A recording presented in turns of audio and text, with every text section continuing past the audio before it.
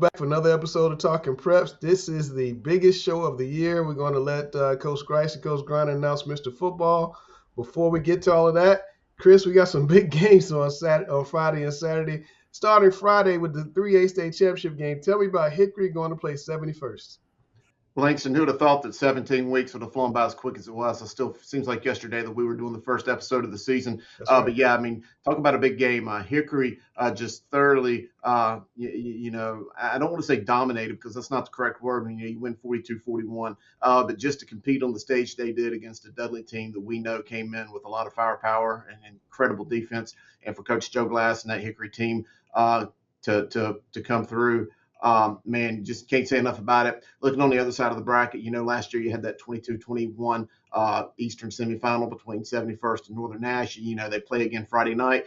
This time, 71st had the upper hand dominating their way. I think this is going to be a great game. Two teams that have seen a lot of tough games along the way. The schedules that both of these guys have played has been phenomenal. If there's any side, I don't know, it's power versus speed. Both teams have a good little balance of power. I like Stover, the quarterback at Hickory. I think that Joe Glass, the way they throw that ball around, I think that, I don't know, something about that game makes me feel like Hickory is going to have a little bit of an advantage. But, boy, Friday night over there in Chapel Hill, Keenan Stadium is going to be fun. Tell me about the 1A game, Mount Airy versus Tarboro's. A great running back from Mount Airy going to face the Tarboro T. Yeah, rematch from last year. It's going to be a good game. I've had a chance to see that Mount Airy team a couple weeks ago. They're as good as advertised. Is Tarboro going to come in there with a chip on the shoulder? We know how good that coach Jeff Craddock and that Tarboro team is. Are they going to come in with a little bit of a chip on their shoulder after last year? I don't know. I don't know that it matters. I've looked at the film. I've looked at both of these teams. You look at the caliber of teams that Mount Airy has went out and played versus, what Tarboro had to face. Obviously, Mount Airy had that extra week in the playoffs because they didn't get a bye. I just think that all signs point to Mount Airy going for the back-to-back state championships. I may be wrong, and if I'm wrong, I'll come on here and admit it next week. We know that won't happen. But anyway, I think that's going to be a really good game. That won't happen next week. That's right. That's right. Tell me about the 2A game, Reedsville and Clinton. This is the most exciting game to me of the weekend. I have touted Clinton as I thought to be the absolute best team in the state. You look at the way that Coach Corey Johnson and that team has just dominated their way through their schedule. And they've played a couple good teams along the way. And then, the playoffs came about these last 5 weeks. And, they maintained that excellence. Had a couple of scares. They were in a nip and tuck kind of game with Nash Central in the 4th round last week. Had to really battle it out and win late against Northeastern. I think that Coach Johnson team's a little bit battle-tested, but I'm going to look at Coach Teague. And, this isn't Jimmy Teague that won all those championships. This is his son, Eric Teague. I think that Reedsville team has went out and they played a nasty schedule. We know what Grice says about the 3-3-6. They went out and played the Eastern Alamances of the world, the Greensboro Pages. And then let's look at what they did in the conference play or in the playoffs. Had to go back-to-back weeks, with the Shelbys of the world and, all that. I just think that this Reedsville team looks really, really good. I think they've got a chip on their shoulder from last year, that close loss to East Duplin. Yeah. I don't know. I have a hard time picking against Reedsville. I know that Clinton's probably the favorite, but I think this Reedsville team's going to have something to say about it on Saturday afternoon. All right, I'm going to pause you there. I'm going to come back and talk about that Big 4 game in just a minute. But right now, Coach Grice is going to introduce you to the 3 finalists for Mr. Football.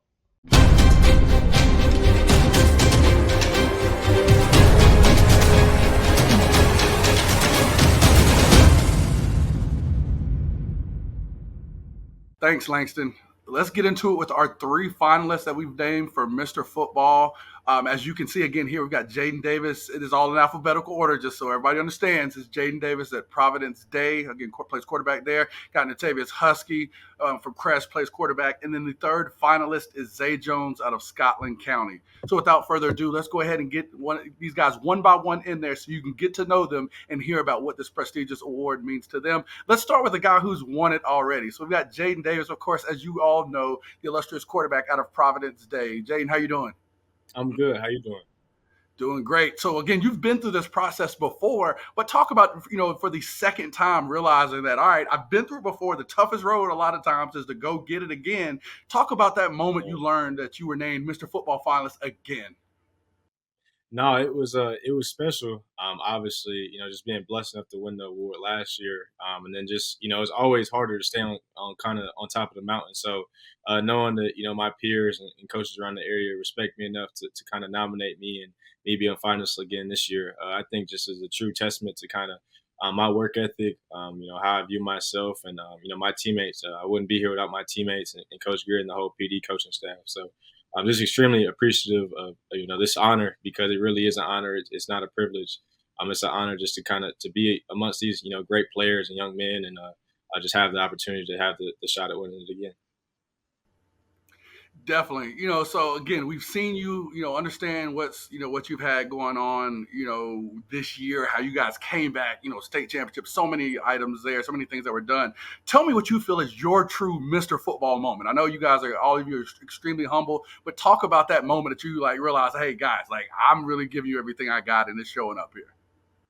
Yeah, I think there was a couple. I think number one is probably the first game of the season. A game where there was just so many different distractions that you could have looked at, whether it be playing in the biggest stadium in Charlotte, whether that be Bank of America, the cameras, the fans, playing in front of 10,000 plus. All that stuff kind of was a part of that experience, and in that moment, I just kind of stick with my faith, stick with everything I prepared for to be in that moment. And I mean, I don't really like talking about myself like this, but I could say I balled out. And I feel like I still left stuff that was out there. But it's not many quarterbacks that I know that was going for 456 and 5 tuds against a great Northwestern team, a team that went really deep in the South Carolina playoffs, and then also playing on ESPN. Was player of the game for that game as well, and couldn't have done that without the likes of my O line. I don't think I really got touched once that game. Throwing the ball to Jordan Shipp, Channing Goodwin, Jalen Himes, Gordon Tellers, everybody, and then the defense with Kairos Gaines and Coach Corey dialing it up and getting us the ball back. So those two games, and then the state championship game, which I don't think I played up to my standard, but in the moment when it mattered, when we were down 10, I think about 5-6 minutes to go, that's when true players shine. And I think that's when I showed who really is. So. Definitely. Well, Jade, again, just to get back to this point after winning it is something to be proud of. Way to take care of business with state, and we're proud of you. We know again we got to get this out to you quick because we know you got business to attend to at the next level. So thank you for coming on again, Jade, and look forward to talking to you in the future. Thank you, sir. Always appreciate you guys. All right. Again, great job there. That's our first finalist, Jaden Davis. Now we're going to bring in a guy from Crest High School. We got Tater. We got the man, Ny'Tavious Husky, quarterback for the Crest Chargers. Tavius, how you doing? Good. How are you today? Doing pretty good. So we got to talk about the moment again. So I've told my personal story. I've said it before. I started getting messages week 1, week 2 about this guy in Crest that's actually out here killing it. They were talking about you, sending me highlights. I'm getting all this stuff. So I just want to talk, again, for you, that moment that you learned that you were named a finalist for Mr. Football. You said when I learned? Yeah, when you learned that you were one of the finalists for Mr. Football. When I talked to you, I learned I was so excited, bro. I was so excited.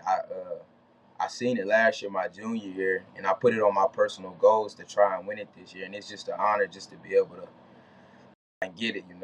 I'm going against some good players. The other two, they great players. Hopefully, I can win it. Definitely. And again, this is honestly, I've told people you have one of the biggest, Mr. Football moments in my opinion, but I selfishly want to listen to what you think what is your Mr. Football moment where you sit there and again, y'all are humble, great kids, but in your head, you like, I'm him. Like after that moment, what is that one moment that you were like, all right, I think I got a real great shot at this? I would probably say Gaffney game, that play before halftime. I stiff on that guy and I got that pass off the AJ before the time came out. That was a pretty big play. And then that walk-off win against West Charlotte, that was pretty big.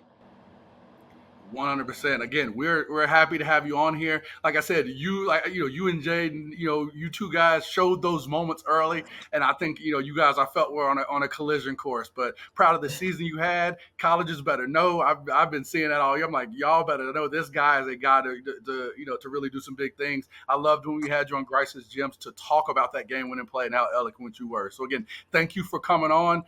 We definitely will talk to you here soon in the future. All right, let's keep moving. So now we can get a guy from down east who's had a phenomenal year. That's right, our third finalist. We're going to bring in Zay Jones from Scotland County. Zay, how you doing?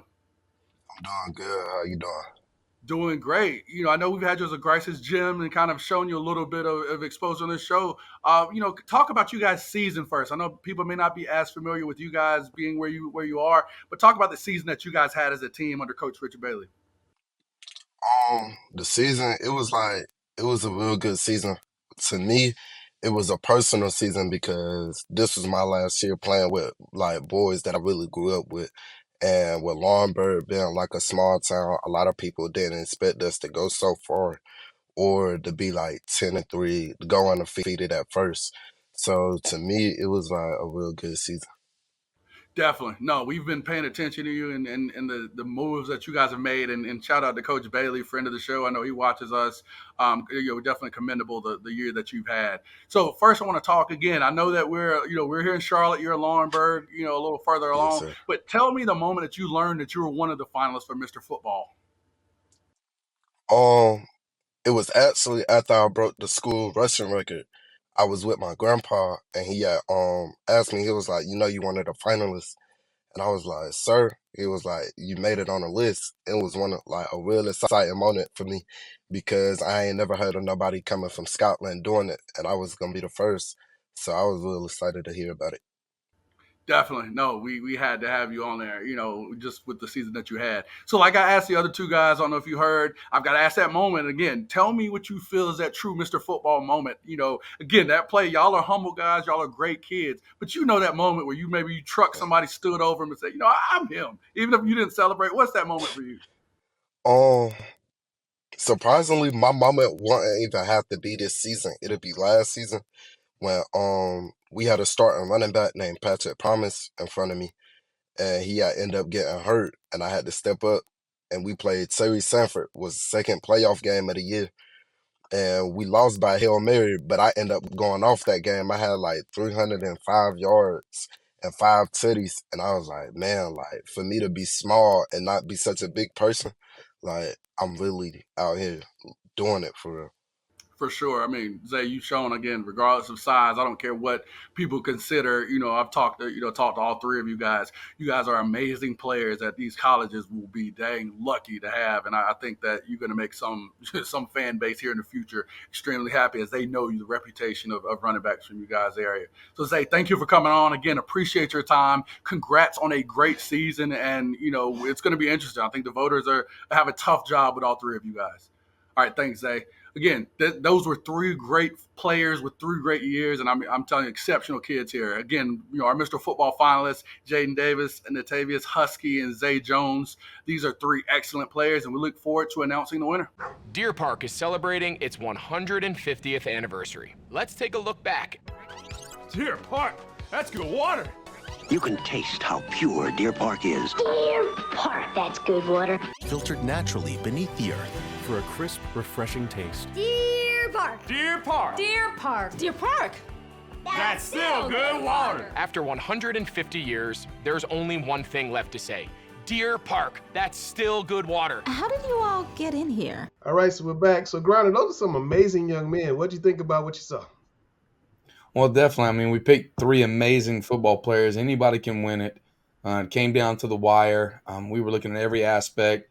And Grice has a formula, too. He can't tell you how that works it down, but it's better than the formula that we use for the playoffs. And it's pretty amazing how it's all broken down. But these guys, they're top-notch. I mean, if you have one of them, you are definitely competing for state championships or actually won one. All right, we're going to reveal the winner in a little bit. But right now, we're going to find out who Coach Grice picked for his Player of the Week, the Grice's Gyms. You got a special guest this week, Andy Capone of Weddington, the regional champion, joined us. So let's check those out. Grice's Gyms. Oh, yeah.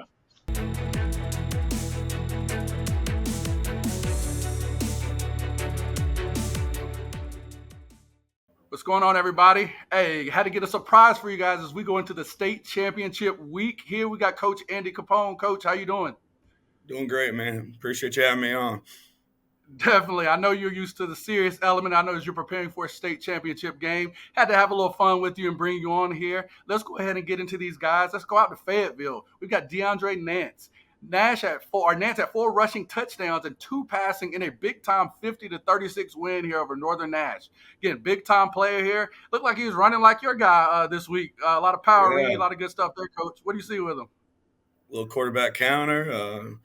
Yeah, looks like a tough runner. Obviously can throw the ball good enough, putting up 50 in the semifinal.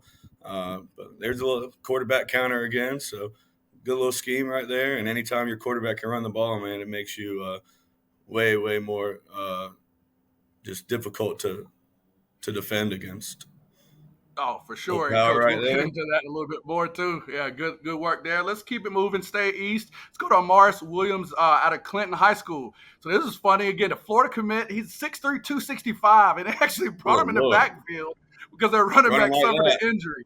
He had 4 rushing touchdowns in the 36-22 win over Northeastern. Coach, that is a load there to bring down. That is a grown man right there, playing both ways and stepping in, doing what he doesn't normally do. That's super impressive. Ooh, his breakaway speed too at that size. That's something.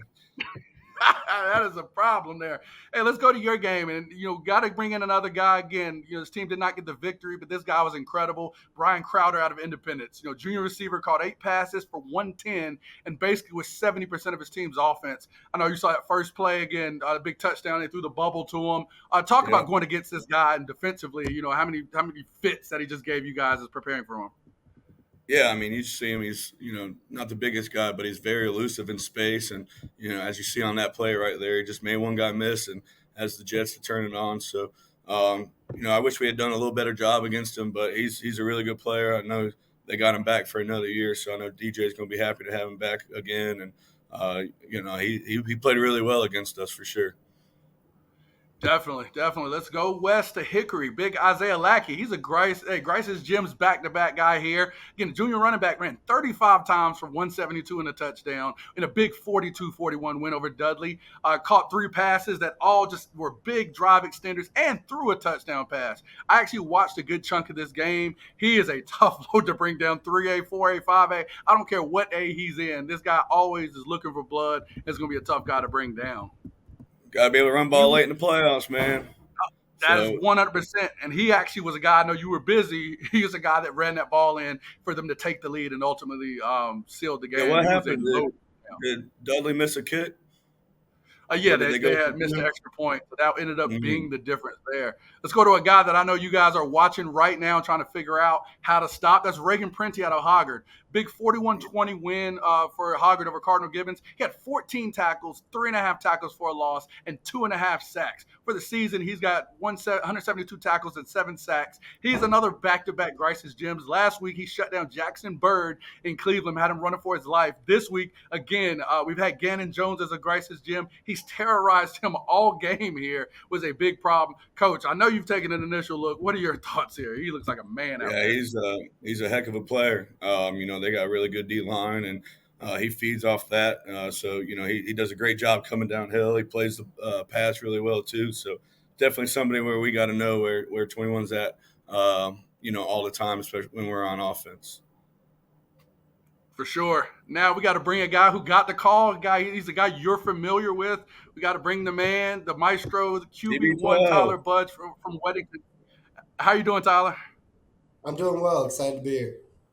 Okay, so imagine this isn't Coach Capone, the coach. I see him on the sideline sometimes when you don't get that read right, or something doesn't happen. So he's not that. Don't even picture that he's there. Let's go ahead and actually read your stats here. Again, you're a Georgia Southern commit. You threw for 146 yards in a 34-14 win over Independence. But to me, the surprise, and I think the thing that showed how effective you were, was your 14 rushes for 88 yards and 2 big touchdowns. Can you talk about that? I mean, we know you can run, but to really see in a big game just how important is you running the ball was going to be in this game. What were your thoughts when you kind of heard the game plan and realized what it was going to be, and just your mentality to break through in a big game like this? Yeah, it always, like Coach said, deep in the playoffs you got to be able to run the ball, and it just adds, I'm sure other teams are preparing for different things, and the more balanced we are, the harder it is to defend. So that's kind of how we look at it. Definitely. So again, I love we have Coach on here, but I hate it too because giving these great answers. So I got to ask you, funniest Coach Capone moment where you messed up. Like, it's one of those moments, you're just like, you made the worst read. You threw a pick to a guy in front of you like Brock Purdy did, something crazy. How did he react? Like, keep it clean, but how did he react? What was that moment like? There was always, I'll say the funniest was, it was actually Grimsley last year.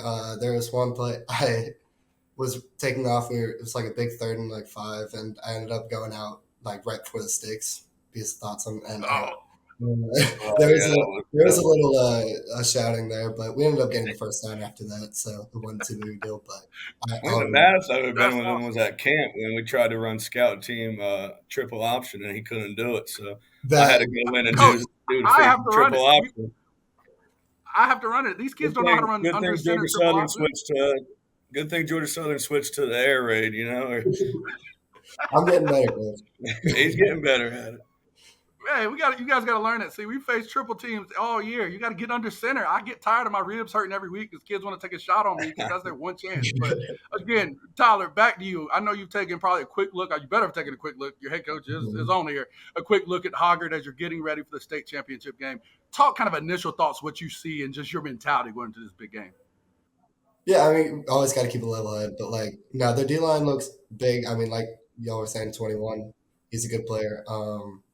But it's kind of just like we're going to prepare like we always do, and we know what we got to do to come out on top, so we're going to do that. Definitely. Tyler, man, we're happy to have you on again. An incredible season. I thought, you really taking that load and, just like a senior should have taken the load of the team on your back offensively and making those big key plays when you needed them. So, again, proud of you. Great effort, and definitely look forward to you guys bringing that back home to the area, bring that state championship home. Well, thank you for being on. I appreciate it. Definitely. All right. So, hey, if you guys have a big state championship winning performance, Coach, if you have some, you got to send us to us. Send us those Grice's gems. It's at Coach Jay Grice, at Observer Preps, at Langston Works Jr. And I know, as we always say, Coach, if you ball, you're going to get the call. Thanks for coming on, Coach. All right, guys, we're back. Chris, let's go to the big game now, Weddington and Hoggard. I got a lot of stats on the screen, but tell us what you think. Well, I think these are two really good teams. Hoggard is not necessarily the team that I thought was going to come out of the East, but you look at the schedule they played. I don't think the East is quite as top-heavy as the West. You've got some of those dogs, as we like to say it in the West, but the East, from that top 6 or 7 in the East, from Rolesville on down to Gibbons and Cleveland and Hoggard and some of those teams like that. The East was still a tough battle, and Hoggard went in there and weathered the storm. Not only that, they had to go beat Cleveland a second time. They lost 28-20 in week 1 of the season. I really like Coach Craig Underwood and that team. He took over for Scott Braswell, who, by the way, was Tommy Knott's disciple. Craig Underwood has done it the right way for about 8 years there in Hoggard, built a tremendous program. That's a program that has won state championships in the past, and they do it with a balanced offense, if you ask me. They're really stingy on defense, but they've got that offense that I think goes to the quarterback, Hudson Wilharm. He's a senior. You don't talk about a big guy. You won't miss him on the field. He's like 6'5", 6'6". He is a true talent. I like that, but he's going to have a hard, tall task on Saturday night against Coach Andy Capone, that defense. We've seen the teams that Weddington have played. You want to talk about, the conference schedule with, the Butlers of the world and, of course, getting past Grimsley and then Independence in back-to-back weeks. But, hey, by the way, let's not forget about the fact that they beat TK. Tommy Knott's just won his 15th state championship midway through the season. I think Coach Capone going for a 77th win against his 8th loss in his history. Yeah, that's a 90.5% there. That Weddington team is really good. I like what he's got going. I think they're clicking on all cylinders. I think this is probably, the team of the decade if we really start looking at it, and I think the sky's the limit for him. It all starts right there with quarterback Tyler Budge, almost 3,000 yards passing, 500 yards rushing. Keenan Jackson, you see Drew Harris right there, who's a sophomore. You got to like that, 104 tackles coming into that game. I think this is going to be a really, really compelling game. Do I think Hoggard can win it? Absolutely, I do. But I just think that in the end, I think Weddington's probably going to have a little bit more firepower. Weddington and Coach Capone especially has been on that championship stage for multiple times here in the past 5-6 years. I think that just the knowledge from that coaching staff, being in those big dances and those big games year after year is going to help them be the pretty substantial favorite, in my opinion. All right, Griner, you like a big running quarterback. You got 2 of them in this game. What do you think is going to happen here? Well, I definitely think both of them can run the football at the quarterback position. They just make great decisions, though. That's the key in the game. I think that the quarterback makes the best decisions and doesn't hurt their team, which both of them do a great job, is going to win the game. If you ask me who would win, obviously I think that Weddington, I've seen a little bit more of them. I've watched Hoggard on film. I just think the overwhelming offensive line of Weddington, it just that double team, they're really good in the gap scheme. They're running inside zone. They got so many options on offense that dominates you, and their defense is so gap sound, Those Harris and they twins have are the a problem. capability to go, huh? I said those Yeah, Harris twins are a problem. no. It's just they're able to go man coverage, zone coverage on defense. I mean, like I said at the very beginning of the year, top to bottom, I think they're the best team in the state, regardless of the classification. Grace, I always want to get on Grant about his prognostications, but he's always right. I mean, he told me about Drake May. I mean, he's always right. It gets me upset because he's always right. But I'm gonna put you on the spot, Grace. Give me your 3 keys for this game. We normally do your 3 keys, but we don't have them keyed up. But tell me your 3 keys in this game. I think you guys have hit on a couple of them here. I mean, I think which running quarterback can be the most successful. It definitely is a prominent shift in Coach Capone's offensive philosophy with running Tyler Budge a lot more in the playoffs. I think we're 12 to 15 carries or so. I think that should be the magic number in this game. It really has kind of changed their perspective. We know they run their gap scheme, their GH counter, which they were very successful with off against Independence. Of course, we expect to see that, but really running the quarterback, I think for them has added a new dimension to their running game that's made them hard to stop. I think they've got the guy at receiver. I think that, when people talk about them going from 3A to 4A, they got the guy at that position that they haven't had in past years. They've had, other good players, but to have the UNC commit Keenan Jackson, I mean, that's a kid there that I think is phenomenal. And I think he's a guy that, no matter what's going on, Independence put their best guy. We saw Reddish, the Virginia Tech commit, on him in that game. Didn't matter. He still was a guy that when he wants the ball, he's very A.J. Brown-like. He's going to get the ball. He's going to be a tough guy to guard. I think the third guy is, for Weddington and for Hoggard, I think Reagan Prenti has been phenomenal across the season, but these last 2 weeks, he's been unstoppable. Fighting Jackson Bird. He's been killing. I mean, Jackson Bird, the quarterback from Cleveland High School, one of the best quarterbacks in the state, had him running for his life with multiple sacks. I mean, a guy that's looking to make a play anywhere on the field. I mean, he's one of the best linebackers in this state. He's going to be a major factor in this game, whether you like it or not. Coaches were already aware of where Reagan Prenti is on this field. So I think, for Hoggard, if they're going to win, you're going to point to that guy on defense and their running quarterback. If Weddington's going to win, it's going to be those Harris twins and that overwhelming defensive line who's been that way all year, and their quarterback and that guy that's going to get that ball, that A.J. Brown like Keenan Jackson. Yeah, Weddington. I mean, look at this. Can we look at this? This is not a typo. 186 tackles. Not a typo. If he gets 14 tackles in this game, you could be talking about a linebacker that might not just win the defensive MVP, but could win the MVP overall in the game. And he might end up with over 200 tackles on the season. That'd be crazy. Oh, yeah. No, I mean, he's going to get it. Spoiler alert, he's going to get it. He's crazy. He's a good player. I mean, he's been at Grice's gym back-to-back weeks. It's very impressive. Well, Grice had a chance to sit down with Coach Capone, so we're going to take a look at that. Then we're going to take a break. Then we're going to come out and give out that Mr. Football Award. What's going on? Talking Preps, a big-time game, state championship week, as we know. Got to bring the guy in from my area who's done the job, got his team to the state championship game as a 1 seed, which hasn't happened in this era. That's right. We're bringing in head coach Andy Capone of Weddington High School. Coach Capone, how you doing? Doing good.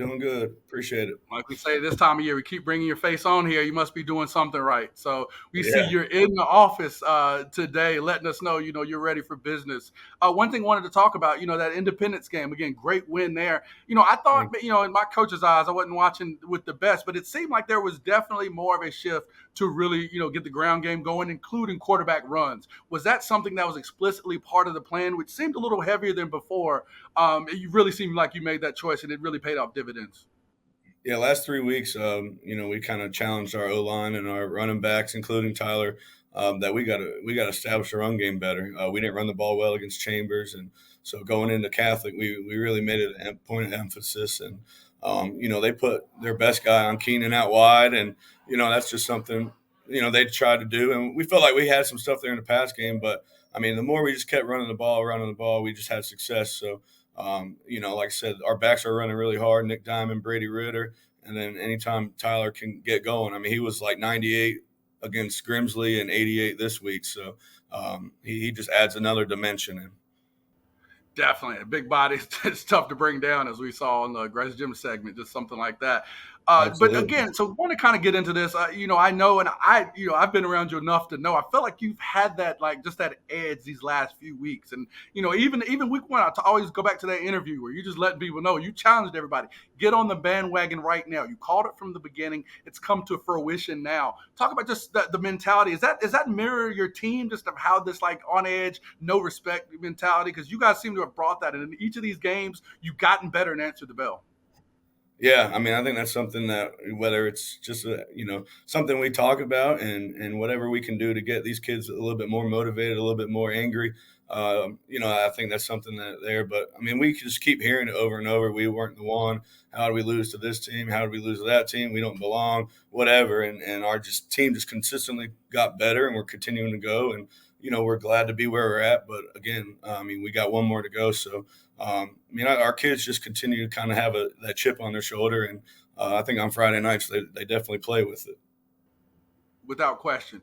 So again, state championship games, they often present unfamiliar opponents. I know you guys are kind of getting your first look and really establishing your game plan against Hoggard. Was it a surprise that, as far as, them making it? I mean, I don't feel like anybody talked about them until later in the year. We had some of the other names that they brought up. So was that kind of a surprise? And then with that first look, what are you seeing from them that that's really kind of, letting we've got to take advantage of this to be successful? Yeah, I mean, obviously you peak at the East, but you knew there's some really good teams: Roseville, Gibbons, Cleveland, them. Like really, really good teams. So it could have went either way. I don't think anybody expected Roseville and Cleveland to lose in the same the same round, but Hoggard's just played really, really good football. I think the thing that is that we see is that they've got like 15 turnovers the last 3 games. So they're creating turnovers, they're creating havoc, and that's just something that we got to make sure our kids understand is we got to protect the ball. We got to make sure we take care of it. And then offensively, they got number 7, the kid. He had 4 touchdowns 2 weeks ago. He's really dynamic in the pass game, and the quarterback does a good job of getting it where he needs to be. And they're good up front. They're very good up front. 2 Division I guys on the left side. So it's state championship. It's going to be a big game. It'll be a good environment, and we're excited for it for sure. Definitely. And finally, to wrap, Coach, what would winning a state title at the 4A level? Again, we know you've done it at the 3A. You guys have dominated, had, fantastic teams at that level. Stepping up, there was always that question that people were talking about, can Weddington do this on the same level? You've shown you can and really brought the program to a higher heights. What would winning a 4A state title mean for this community, mean for yourself, mean for these kids you're around? Oh, yeah, it means a lot for the program. When we moved up, they said, we don't know if they can compete. We don't know if we have the athletes to compete, and then we go quarterfinals, semifinals, and then now state championship berth in the first 3 years. So I think that feeds into kind of the chip on our shoulder. But it just means a lot for these kids, man, the amount of work, and everybody says it. I know it's coach speak, but what we put our kids through in the off season, in the summer, in camp, it all comes to fruition. Like you talked about, us getting out to be able to walk out, run out on that field on Saturday night. So, they know we got one more to go, and they know we got to finish the job. But it would mean a lot to this community and a lot for our program to, show everybody that we belong and we should be here to stay, hopefully. Definitely, Coach. Again, we're proud of you. I know personally just all of the things that you've done to get your team and get yourself to this point. Go out there, bring that back to the 704 community out here. And again, best of luck. We look to be talking to you soon. Yep. Appreciate you, man. After 150 years, there's only one thing left to say. Deer Park, that's still good water. All right, guys, we're back. Drum roll. It's time. We're going to find out who Mr. Football is. Grace, you got a tough job. How did you come to the decision from these 3 great young men? Because those are 3 great interviews we had earlier on.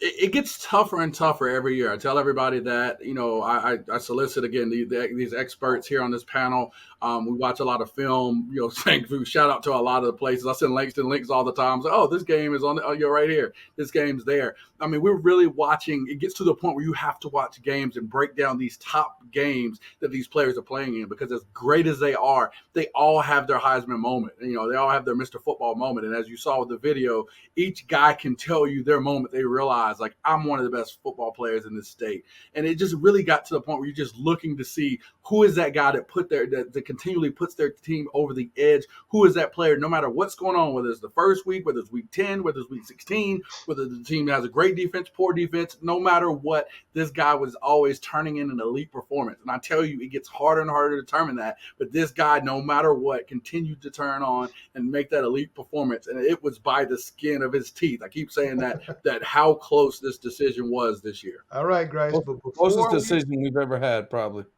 You guys keep saying it every year. Yes. It must really be. It's tight.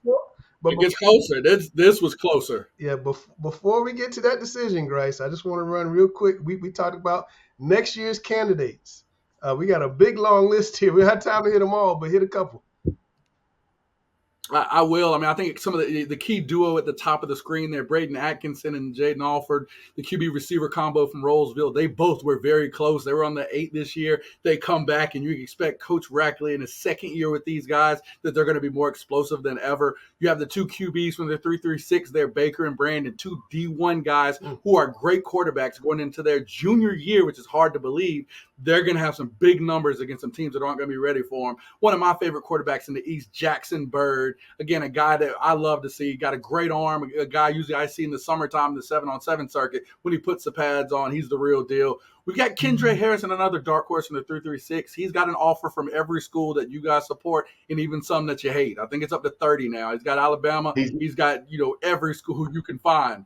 We look Isaiah Lackey right now. He's starting running back for the Hickory Tornadoes with Coach Joe Glass. He is a monster to bring down. Had a pretty good year this year. You're going to know his name, and I think you're going to see how good he's going to be. We go to this right side here. His quarterback, Brady Stober, over 3,000 yards, already set a school record as far as yards so far. He's going to continue to take it to the next level. Got to have the big boy, David Sanders there, plays O-line and D-line for Providence Day. He's that good. Yes, he is that good. We have to have an O-lineman there for consideration. Jamal Rule from Salisbury is another guy that put up over 2,000 yards this year, was very close to being selected as well. Oh, we got another guy, that Devon Thomas from Roseville. Coach Rackley, he's a running back. He's going to make sure he's getting that ball there. And these last 3 guys, again, some guys that I think they have had a phenomenal season that may be a little bit under the radar. Justice Washington from Mountain Island, an explosive receiver that's had great games this year, had done well. His quarterback threw for over 3,000 yards as well this year. He was the recipient of about 1,000 of those. Expect for him to blow up and have another year. We know what Bunker Hill has done this year with a great season. Jason Willis Jr. was a big reason why. He's coming back. I'm ready to see what he's going to do. And finally, Jordan Young, he exploded on the scene with a 4-interception performance in one game. We know he's a guy. Monroe, you're going to play both sides of the ball for Coach Johnny Sowell. I'm ready to see what he's going to do on the offensive and defensive side of the ball. A two-way guy, I think Mason Avery was our last two-way guy to make it deep into Mr. Football. This guy's a guy that you want to watch for a potential two-way player to make it a long way on this list. Man, that's 3 dudes from Hickory. How good is Hickory going to be next year, Chris? Good. Stover's as good as I've seen. I saw Lackey in like week 7 against Cox Mill, and I was like impressed with his size, but yet his nimbleness as well. But Jamal Rule, he's the guy that I really like the most. I mean, Jamal Rule was probably the most impressive guy that I've seen in person, maybe outside of some of our candidates here for Mr. Football tonight. He's really special. All right, Sam, it's that time. Who is it? We got the envelope right here. Let me check it out. 2023. Oh, yes, they got which law firm has certified the results. Came on a Deer Park truck over here, and our first ever 2-time champ, Jaden Davis. Congratulations, brother. Mr. Davis. Congrats. 2-time champ now, I think, and he was a state champion this year. I think that was a huge factor into this deal. Numbers phenomenal. But congratulations, Jaden Davis. And he's definitely one of the best talkers, too, when we get him on camera as well. So it definitely helps. He definitely is. Jaden is going to get a big banner from Deer Park, and Sam and Grice are going to go present that. We got to do it quick because he's getting out of town, and he's also going to get a trophy from Deer Park as well. He get a banner that looks like that to hang up in the school. Let's hear from Mr. Davis, the winner of 2023 Mr. Football. We'll take a break after that. Come back with Coach versus Coach. Congratulations, Jaden.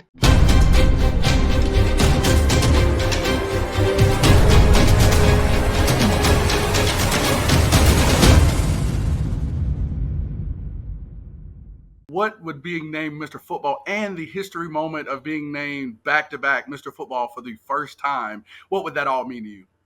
No, that'd be a true blessing.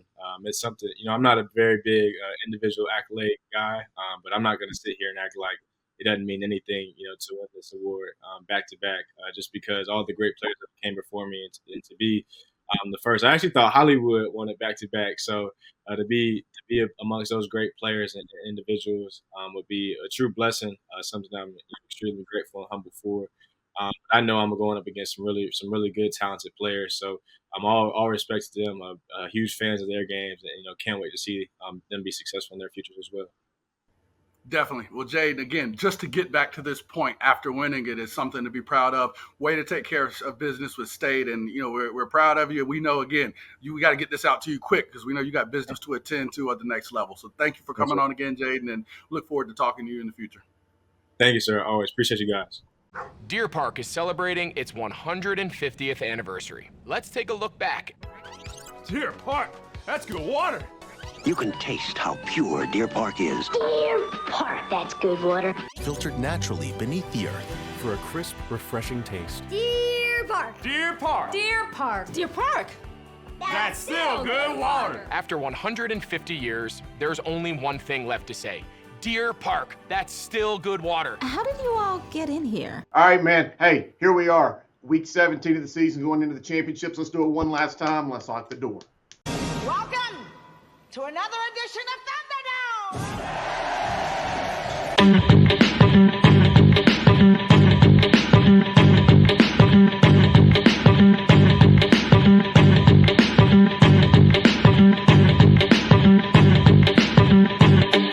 All right, man, here we are, one last week of the 2023 high school football season here on the Charlotte Observer's Talking Preps. We got the three G's in the house, Coach Grice, Coach Griner, and, of course, they call me the guru. I could live without that name, but it is what it is. Hey, we're going to do it one last time. Of course, we did the customary coin toss. This is like the Super Bowl week, so we had to get all the pomp and circumstance. But Griner decided that he wanted to defer. So, Grice, you're the OC of the show. Let's go ahead and get the ball first. All right, question number one, Coach versus Coach. Did Florida State deserve to go into the college football playoff? Is this the beginning of the end for the ACC? No, they didn't deserve to get in the playoff. Are we serious? So I'm sitting there watching with my girlfriend. I'm literally having to sit there and look at her and embarrassingly, because YouTube TV, shout out to them, y'all need to sponsor us, has the multi-view. So I've got Michigan and Iowa on one game where they've scored like 10 points, and I got a 6-3 ball game on the other screen. It's like 20 points total. I about told her, hey, let's go watch one of those housewife shows you got on. Just absolutely terrible football. And again, Florida State has had a phenomenal year. But again, situations and injuries happen. And if you are not the same team, I compared to basketball. I think it was back in the old days when Kenyon Martin got hurt in college for Cincinnati. So I can't remember who the guy was, but it was like a team that is structurally not the same as it was heading into the postseason needs to be fairly adjusted for what they are. They are not the same team. And yes, it's been the end for the ACC. I'm sorry. I'm an ACC guy, Wake Forest grad. I love the ACC. It's been gone a long time as it pertains to football. Oh my gosh, Grice, it's so funny because you're amazing at what you do, but you're so terrible at this question. It's just god awful bad. Did they deserve to get in? Of course they did. They were undefeated. They won the championship. What else you want to do? The only flaw is their quarterback got injured. Is that part of the bylaws? No, we're just saying they're not one of the best four teams right now. I agree with that, but did they deserve to get in? That's the point. It's not fair. It's not fair. It's not fair. Did they deserve? Yes. Oh, well. This is my segment, brother. Don't get upset because you made a mistake. All right. It's not fair, and that's right. Fair for the judge yeah. Did they get it? Did they deserve? Yes, they did. And the ACC, they just need Clemson to come back. I'm going to tell you what, the dark horse is going to be really, really good is going to be NC State coming out, though. And they're going to be a grimy football team. ACC, top to bottom, was really good. Louisville beat Notre Dame. I mean, there's a lot of teams out there that are really good. So you can't say the ACC is just donezo. That's crazy. There's too many good teams. Hey, I'm a Carolina guy, but the ACC, they're on life support. They just didn't have a great year this year. All right, come on. No quarterbacks. Coach Griner, we're going to stay with you here. Question number 2 on coach versus coach. Is North Carolina high school football in the West football still superior to the football played in the East? It's definitely superior top to bottom. Like, you're going to have more teams that can compete for a championship. Now, when you get to the state championship, does that mean the East cannot win it? No, because they have won games in the East. And I think that's the critical factor that they're going to always say, well, the East has won some state championships. Yes, it's just the road to get there. They can have one dominant team where they're not beating themselves up. They get to the state championship, and they just got to have one great performance, and anybody can beat anybody then. But top to bottom, the West is just dominant. 1A, 2A, 3A, 4A. It's just extremely dominant. I just think more people are living in that area, and you have more opportunity to have more athletes in those schools. And it's just the problem is we beat each other up along the way. And so by the time you get to the finish line, you got nothing left in the tank, and the East comes and swoops up a couple of them here and there. Guru, now you know why Langston takes him out for the 1A and 2A segments. Grinder's not in there. He's back there chilling with Gary, waiting to the 3A and 4A so we can talk about him. Talk about 1A and 2A dominant in the West. Are you serious? Oh, yeah. Like, Tarboro doesn't have 25 state championships. Like Clinton, Northeastern. Like, you look at some of the teams there, especially in the 1A, 2A, even 3A. Like, how the ball is one team dominant. One team dominant. Kanye Robert a couple years ago after he went absolute crazy there. The problem is, again, they don't have as many big cities when you go out east, but as far as the ball that's there, Mr. Football we just had in Zay Jones from Scotland that was a finalist. There's some great football. I talk about Jackson Bird all the time from Cleveland. We talk about Clayton, Coach Chadwick going out there, turning that program around, turning it up to make sure it's better. They don't have the bigger schools, and of course, Roseville, Cardinal Gibbons can come here in the West and handle and deal with anybody. I think the point is, again, we have bigger schools. So, yes, you'll see 4A, you'll see more schools skewed this way. But 1A, 2A ball, the East has been kicking tail for a long time. And I think when they adjusted, they had to put Reidsville over to the West, because when they're in the East and 2A, they were taking care of business over there too. 1A and 2A stay dominant. 3A, usually you got a chance. They've had to move teams over to the East. Like you just said, they had to move teams over to the East. I don't want to hear that. Yes, 1A, 2A, because there's so many schools. 1A, 2A, yes, that is definitely. This year, I'm going to say, just like Chris, it's going to be. We got 4 classifications, Sam. We got 4. West sweep this year. 1A, 2A, 3A, 4A. Yep. All right. Hey, last question of the year, man. Coach Grice, I'm going to stick it here with you. Let's finish strong. Will the NCHSAA going to 8 classifications make North Carolina football better, or will it not? I think it'll make it more competitive. I can't say it'll make it better. I think that's the one thing I still struggle with as it pertains to schools, where it becomes so picky to where you'll have 400 to 500 school, ADM population difference, and now schools are a 6A versus a 5A. And if I can't go across town and play a team, or go down the street and play a team 10 minutes away from me, Sam's going to have schools he's got 4 within 20 minutes of, and I bet all of them are going to be a different classification. When you look at Hopewell, you look at Huff, you look at West Meck. I mean, you throw in, one of the other teams in North, like North Meck or somebody. I bet you're going to have all these classifications. So how does that make it better? Like, you've got these guys, these kids that are 10 minutes away from each other, but you're telling me one's a 6A kid and one's a 4A kid, even though they hang out, they chill together. Heck, they might even live together depending on their situation, but one's a different classification than another. It doesn't make sense, and I think that we've just gone too far across the mark here with, again, we know 4 is not the right answer, but I don't know what these powers that be and all the fighting and politics and all the stuff that none of us really care about are making this completely different. And I think we got schools right beside each other that are going to be different classifications and watering down what are true rivalries. I hope Sam's got the non-conference schedule and able to schedule some of the teams he wants to, because, Sam, you're going to have a 5A, 6A, 7A, 8A team all in your daggum schedule. And I don't know if that makes it better. We're playing football here. Same team, you put your 11 and you put my 11. I don't care the A. Ain't making it better. Get these politicians and all this crap out of our football. 8 classifications. It just depends on how they do the 8 classifications. If they do it kind of like they did in South Carolina, no, they don't have 8. But like everybody that's got a gigantic school. Now, if you got an 8A school that has almost near 3,000 students, and then you got a school that's got 1,800 students, and they're in 8A as well too, or 8, and that it's not going to make any sense. If they're able to put and got enough schools for each classification, yay, that'll be great. How they're going to do the conferences, it's going to be very difficult how we do that. Like you said, that's going to be the hard part in this whole deal. Now, in the past, when you had 1A, 2A, 3A, 4A, you had AA, single, and you didn't notice any of that until you got to the playoffs. You see what I'm saying? So you could be in the same conference, and then when you go to the playoffs, you could be in 4 single A, 4 AA. It was a little bit different how they did that, but you still were playing the same conference. But yeah, like I'm at the agree with you, Grace. It's a little funky right there. If they get it right, it'll be great. If they don't, it'll be we're throwing something up in the air again. So, hey, Grind beat the 8A team this year, didn't he? I think that was right, huh? I ain't no 8A. I can tell you that right now. Beat one, though. It don't matter. I'm going to go ahead and make the statement now. Before we get out of here, Chris, want to say a word about Miss Chelsea Sipple. Yeah, there we see the beautiful and talented Chelsea that worked with us for 2 years here on Talking Preps, and with me for a year prior with Carolina Preps and NC Preps.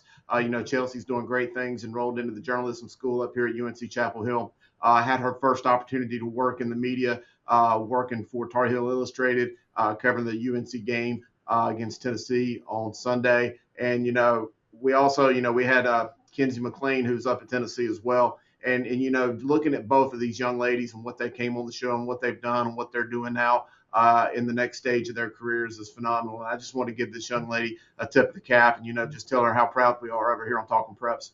Absolutely. Chelsea is the best. All right, before we get out of here, we're going to put the big man in his one shot. And Sam, you better have a good final thought to get us out of here. The final thought is to bring everybody up in here. And we just want a little kumbaya right here for – it's not about me. This is not my final thoughts. This is a great family. We do this show. We spend a lot of time together. We go to games together, and just want to appreciate everybody in this time of Thanksgiving we just passed, going into Christmas season, and all the holidays in December. And you guys are family outside of regular family, and I love you all, and I appreciate all the hard work you do. I know Langston's tough to deal with, and I appreciate everybody that puts up with his stuff, and appreciate Deer Park Water as well. Thank you. Absolutely, man. It's great working with you guys on this show. Sam and I started this, and used to do it. It was bad, but we got it live, stacked on top of each other. Sam was in front of a treehouse. It looked awful, but we've come a long way. Michaela's taking our production. We got that CNN, Fox News type of production, so it's big time, and I appreciate everybody, Dale and Gary and Alex and Cam, that aren't here tonight, but all those guys are part of our family. And from us to y'all, I appreciate y'all watching. We had record viewership this year, and it really, really, really went up in the playoffs. Hope that continues next year. But that's Sam, the coach. That's Coach Grice, number 2 voice of high school football. That's Chris, the guru. I don't care what he says. He's the guru. He's the number 1 voice of high school football, and we love having him. I'm Langston, and we're Talking Preps.